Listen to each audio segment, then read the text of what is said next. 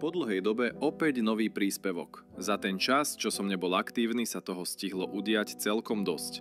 Na horách dokonca napadol aj sneh a nie málo. Na chopku sme mali až 25 cm čerstvého snehu, no teraz z neho už nezostala ani stopa. Dnešné ráno bolo opäť poriadne chladné, ako aj tie, keď som nepridával videá. Ale nebojte, nič ste nezmeškali. Sezóna sa len teraz rozbieha a moja aktivita bude záležať len na vás. Či vás to bude baviť a budete reagovať. Poďme ale k dnešnému ránu. Na mojej stanici som nameral -1,3 stupňa Celzia a ako klasicky aj dnes dominovali najchladnejšie miesta s top mikroklímou.